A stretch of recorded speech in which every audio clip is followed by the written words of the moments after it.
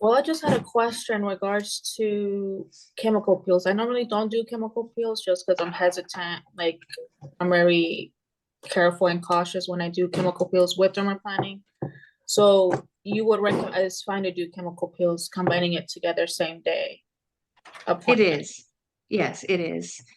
Just make sure that you're really comfortable with the client's skin and you know her sensitivity level. But it Yeah. makes a really nice treatment because you removed that top layer, which is kind of acting like a buffer.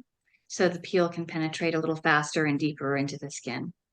So first, I should just do the peel first, then dermaplaning last, or the other way around. Other way around. So Okay. your physical exfoliation, your dermaplaning is going to bump off those dead skin cells. And then you can put your chemical peel over top and it's going to penetrate because that buffer, that barrier is gone. It's going to penetrate a lot faster and deeper into the skin. If you think of the dead skin cells on the face like a sponge, Mm-hmm. when you put something on top of that sponge, it kind of absorbs into the sponge and doesn't go through the sponge. But after you've removed that dead skin, that layer of dead skin cells, or in our metaphor, we're using a sponge and they're gone, it's going to penetrate like that. Okay, so any recommendations on such as which one I should start off with, something like mild, not too harsh for the skin? Is there any brands you would recommend?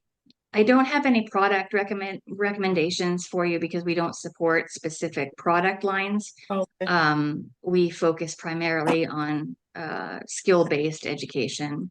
But I okay, would recommend starting with the lactic acid peel because the molecules are large in a lactic acid peel. okay. Thank you. You're welcome.